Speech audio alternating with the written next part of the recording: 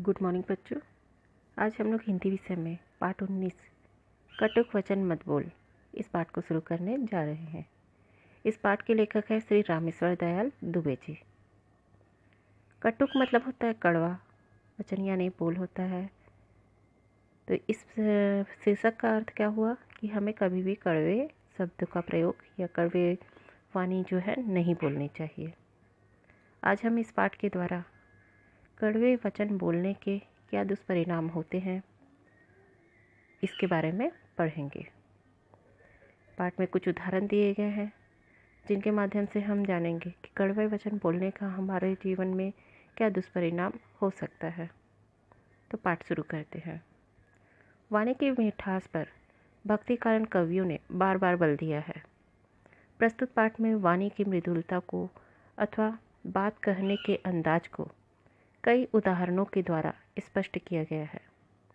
वाणी सबके पास है, पर उसका सम्यक समुचित प्रयोग हर किसी को नहीं आता। भारत और संदर्भ के अनुरूप हम वाणी को कैसे प्रयोग करें, यह हम अपने परिवेश से सीखते और अपने अनुभवों से मांझते हैं। चीनी दार्शनिक कन्फ्यूशियस द्वारा जीभ और दांत के उदाहरण के जरिए लेखक ने मीठी वाणी के सत्कार और कटु वचन के अस्वीकार को स्पष्ट किया है। मतलब क्या कह रहा है?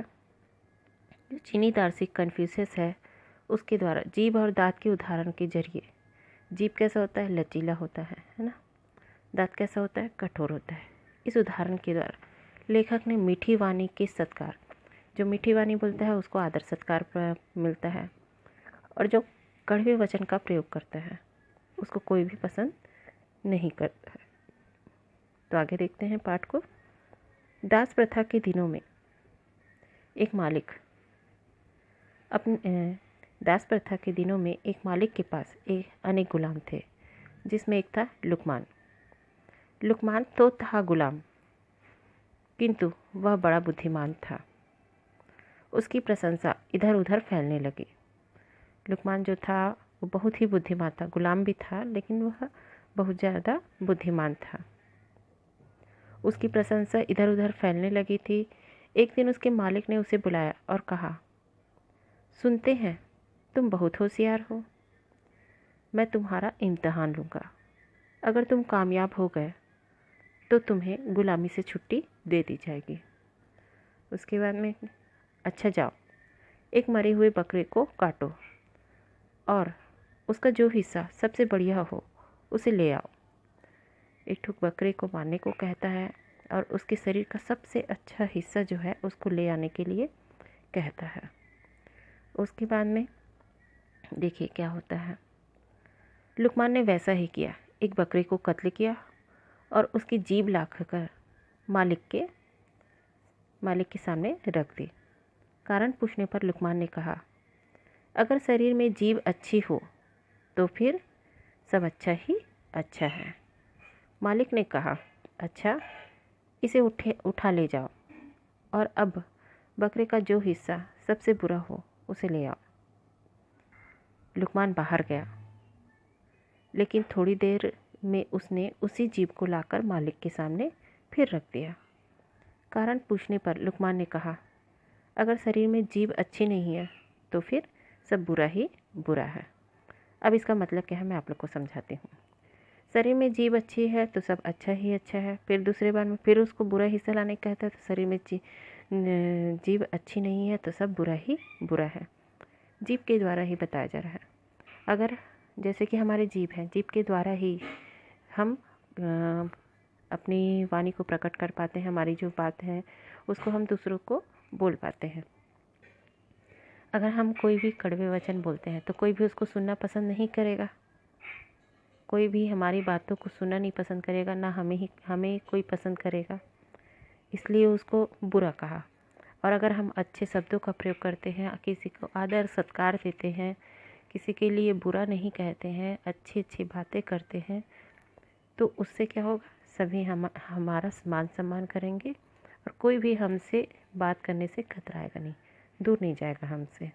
इसलिए यहाँ पर लुकमान के माध्यम से बताया जा रहा है कि शरीर में जीभ अच्छी है तो सब अच्छा होता है, और शरीर में जीभ बुरी है तो सब बुरा ही बुरा होता है। जीभ के माध्यम से बताया जा रहा है। अब उसके बाद में एक दूसरी घटना में देखो क्या बताया जा रहा है।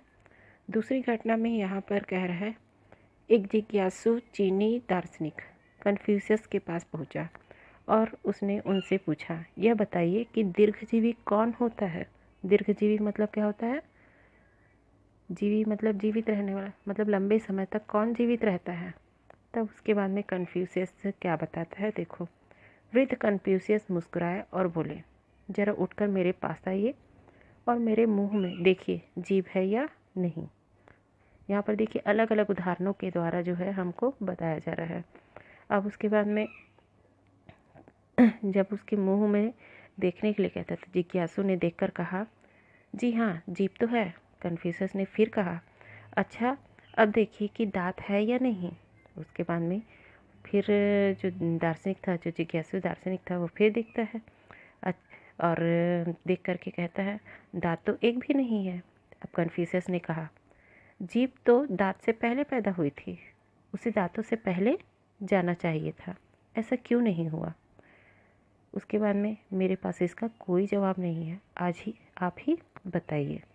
अब कन्फ्यूशियस के पास में जब जिज्ञासु यात्री गया रहता है और उससे पूछता है कि दीर्घजीवी कौन है, तब उसका जवाब क्या रहता है, बताता क्या है कि जीभ तो दांत से पहले पैदा हुई थी, उसे दांतों से पहले जाना चाहिए था, ऐसा क्यों नहीं हुआ। इसका कारण क्या है, समझ सकते हो। इसका कारण ये है, हमको यानी कि इस पाठ में जैसे कटुक वचन मत बोल, विभिन्न उदाहरणों के माध्यम से हमें कड़वे शब्दों का प्रयोग नहीं करना चाहिए, ये बताया जा रहा है। तो जैसे कि जीभ है, जीभ कैसा होता है, लचीला होता है, आसानी से हम अपने मुंह में भी जीभ को कहीं भी फेर सकते हैं, मोड़ सकते हैं। लेकिन वहीं पर दांत क्या होता है, स्थिर होता है, वह अड़ा हुआ रहता है, उसमें जो भी रहता है ना, दांत इतना कठोर होता है कि उसको हम जीभ की तरह आसानी से मोड़ नहीं सकते हैं। तो दांत की कठोरता के कारण से वो स्थिर रहता है, अपनी जगह पर स्थिर रहता है, इसलिए क्या होता है, एक समय के बाद में वह उखड़ जाता है। लेकिन वहीं पर जीभ क्या होता है, लचीला होता है। यानी कि इस उदाहरण के माध्यम से ये बताना चाह रहा है कि जो व्यक्ति नम्र स्वभाव के होते हैं, है ना, जो नम्र स्वभाव के होते हैं वे ज़्यादा लंबे समय तक जीवित रहते हैं, और जो कठोर स्वभाव के रहते हैं वो जल्द ही समाप्त हो जाते हैं। आप लोग देखते होंगे कि जो व्यक्ति, जैसे किसी व्यक्ति की मृत्यु होती है, अगर वो बहुत अच्छी स्वभाव का होता है तो लोग जो हैं उसको बहुत लंबे समय तक याद करते हैं, याद रखते भी हैं, है ना, और उसके उदाहरण भी प्रस्तुत करते हैं। लेकिन वहीं पर जो व्यक्ति अगर अच्छे स्वभाव का नहीं रहेगा तो लोग उसे पसंद नहीं करते हैं, उसकी मृत्यु के बाद में भी उसको कोसते हैं और उसे कोई याद नहीं रखता है ना। तो आगे देखते हैं। कन्फ्यूशियस बोले, जीभ कोमल है, दांत कठोर है, उस जिसमें लचीलापन होता है, जो नम्र होता है और अधिक समय तक जीता है, जीवन में जीतता है। अब कन्फ्यूशियस क्या बता रहे हैं, फिर उसे समझा रहे हैं कि जीभ जो है, हमारे मुख के अंदर जीभ भी है और दांत भी है, लेकिन जीभ कैसा है, कोमल है, दांत कैसा है, कठोर है। अब इन जीभ और दांत के माध्यम से ही वह बता रहे हैं कि जो लचीलापन, जिसमें लचीलापन होता है, जैसे कि आप घास की बाली को देखते हो, घास की बाली क्या होता है, हाँ, जब खूब तेज़ हवा चलती है तो घास की बाली कैसी होती है, झुक जाती है। हवा का बहाव जिस ओर होता है वह उसी ओर झुक जाती है। लेकिन वहीं पर जो बड़ा पेड़ होता है वो क्या होता है, झुकता नहीं है ना, झुकता नहीं है। तो वैसे ही यहाँ पर जीभ और दांत को बताया जा रहा है, जिसमें लचीलापन होता है, जो नम्र होता है, वो अधिक समय तक जीवित होता है, जीता है और जीवन में जीतता है। मतलब कि जिसमें लचीलापन होता है, लोगों के सामने जो अपनी बातों को प्रकट करता है, उसमें समय अनुसार अपनी बातों को रखता है ना। झुकने की, जिसमें मतलब कि बहुत लोगों के सामने ऐसी आदत होती है कि वह अपनी गलती को स्वीकारना नहीं जानते हैं। लोगों के सामने झुकना, उनको किसी को आदर सम्मान देना, यानी कि अगर कोई अमीर आदमी है तो गरीब व्यक्ति को मान सम्मान नहीं देता है, कोई पढ़ा लिखा है तो कम पढ़े लिखों को सम्मान नहीं देता है। तो हमारा स्वभाव जो है ऐसा नहीं होना चाहिए। हमारा स्वभाव जो है सबके लिए प्रेम भाव से भरा हुआ होना चाहिए। हमारे स्वभाव में लचीलापन होना चाहिए, नम्र होना चाहिए, तब हम अधिक समय तक जीवित रहते हैं और जीवन को हम अच्छी तरह से जीते हैं और जीवन में जीत हासिल करते हैं। तो जैसे कि जो जैसे कि घास की बाली को मैंने बताया कि घास की बाली क्या होती है, हवा का रुख जिस ओर होता है उस ओर वह झुक जाता है। और जिस ओर मतलब हवा जो होती है, हवा का बहाव जिस ओर होता है उस ओर जो है घास की बाली जो है वह झुक जाती है। लेकिन वहीं पर बड़े बड़े जो पेड़ होते हैं वो बिल्कुल भी उनमें झुकाव नहीं होता है। तो क्या होता है, खूब तेज़ हवा आने के कारण से क्या होता है, लंबे समय तक जैसे कि हवा अगर चलती रहती है तो पेड़ की जो डाली होती है वो टूट जाती है, मतलब कि उसका जीवन क्या हो जाता है, नष्ट हो जाता है ना। तो यहाँ पर जीव और दांत के माध्यम से बताया जा रहा है कि हमारा स्वभाव में किस प्रकार से लचीलापन होना चाहिए, जिससे हम जीवन को अधिक समय तक जी सकते हैं और जीवन में जीत भी हासिल करते हैं। तो आगे की